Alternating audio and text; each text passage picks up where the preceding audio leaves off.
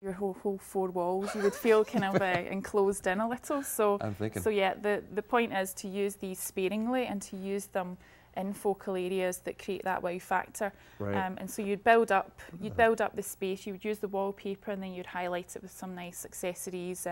You bring in some colour. If you take some colour from the wallpaper and move it onto another area, either with paint or with cushions or any kind of fabrics or anything like that. I think actually these books play a good role, because some of these I'm looking at going, I don't know, I can't envision what that might look like on a full wall, but it really helps. Yeah, once you get these things actually into the space, it becomes much easier. That's why it's really, really important to pick colour and wallpaper actually in your home as opposed to in a store.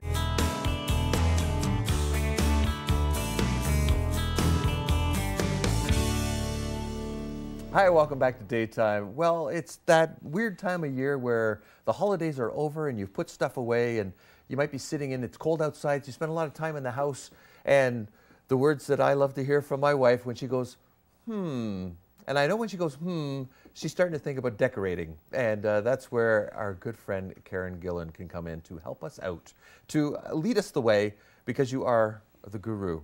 Oh, yes. It's very true, though, isn't it? I'm guessing that around this time of year, a lot of people spend more time in their house, and you start thinking about, maybe I'd like to change some things. Yeah, once all the decorations go back into the box, you sit back on your couch and you kind of think, it's looking a bit drab. See, there's that Yeah. Yeah. So, yeah, the steps to putting personality back into your space, rather than just thinking, oh, I'm going to rush out to the shops, I'm going to grab the first thing that I see and I'm going to bring it back. Right. There's steps before then to think about before you move forward Really? with your project. Yes. Well, lead us on. Well, first of all, the best thing to do is try and take a fresh look at the space. Once all the decorations do come down, then try and take away all the clutter so that your space is very clean and as fresh as it can be. So once you take a look at the space, then think about the things that you like about the space, things that you maybe want to change or adapt slightly. So you want to try and either commit these to memory or write them down, whichever you find easiest yourself. Right. So once you think about what you want to change, then you think about how you want the space to feel. So when you're looking at your space, think about how it's working for you. Is there too much furniture in there? Is it feeling all cluttered? Do you want it to feel nice and calm and serene? So think about all these things first of all before so that it serves a purpose. Before you move forward, so that you know you're going to end up with a finished product that you're imagining in your head. Because it could be something as simple as rearranging some furniture. Yeah, even a simple change can make a huge difference. Yeah. Yeah. So the next thing to do, as I have here, is just an idea to give you. If you look at some local magazines, you can look at national ones. The local ones are very good as well. There's Guelph Life in Our Homes. So if you look at those magazines, they do give you inspiration. Yeah. And from those, again, if you look at things that you like, things you dislike, and try and take note of that, again, before you do that rushing out to the shops thing. So, but it's like a two-phase thing, I'm guessing, because you see something, you go, ooh, I like that, and then you have to say, can I make it work in my space? So that's why you want to step back and try and take that fresh look at the space and look at the amount of space that you have as well. Right. So once you've done all of these things, then you can start thinking about how you are going to project your personality back into your space. Yeah. And one of the great ways to do that is through wallpaper. And I absolutely love wallpaper, as I'm always saying. Now, wallpaper's kind of taken a bad rap a little bit over the years. Is making a comeback? Absolutely, most definitely. And it's big and bold.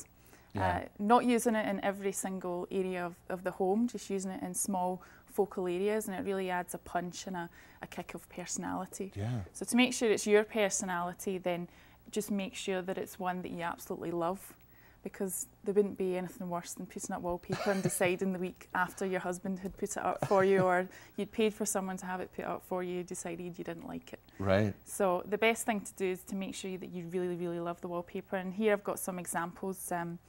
These are all versions of damasks, and damasks are definitely propelling right up there in the popularity stakes. So the three, I have 4 different selections here.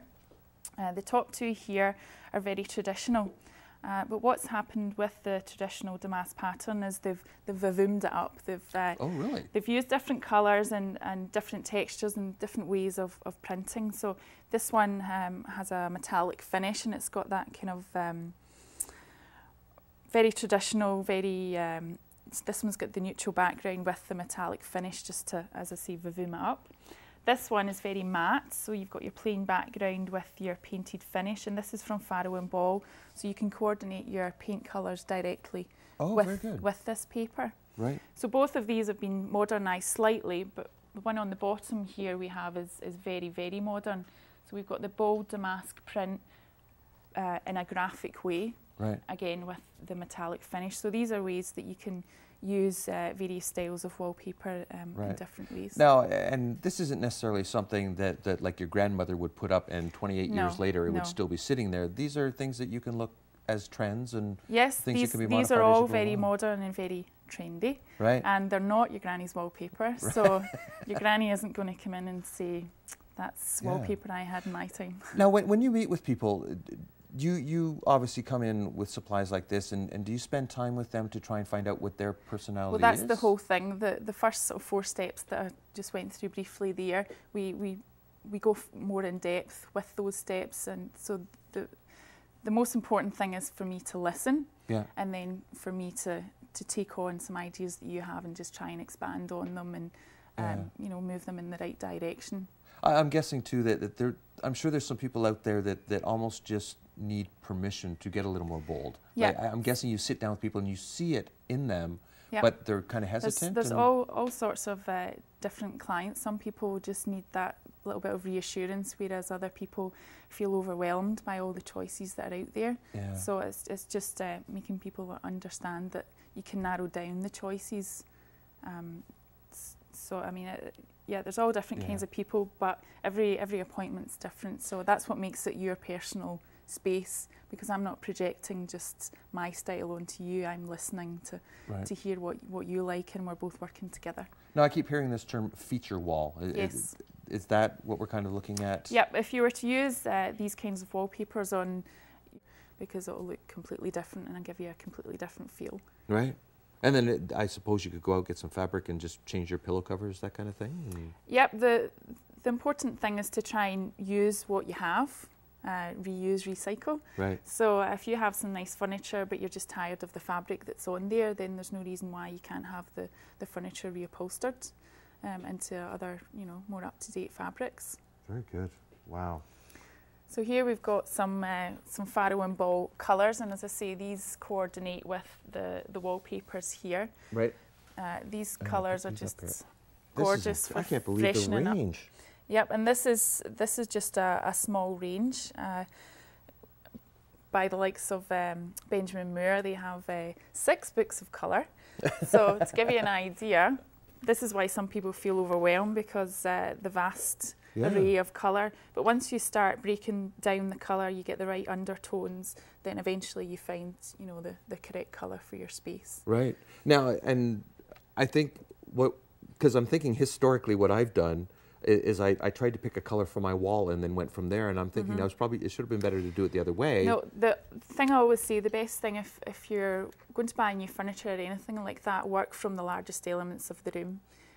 If you already have your sofas and things, for instance, if we're talking about a living space, then take your inspiration from the sofa and work your way out from there. Because you can always find colour, you can always find wallpaper, but it's harder to find the larger pieces. Right. Exactly. So because I'm thinking it'd be much easier to just go through and find the tint that you think works best with the couch than to go, gee, what would this look like on a wall? Whereas other people try and do it the other way around, and it becomes very difficult because obviously store selections aren't as wide and varied. Well, this is incredible. Well, and you know what? I will be less scared now when my wife goes, thank you for enlightening me. Well, everybody at home. A little bit of homework first is the best thing to do. You betcha. You betcha. Well, thanks for coming on. Good to see you again. Thank you. Nice to be here. Gillan Interiors, check them out and come on back. We're going to have more daytime in a minute.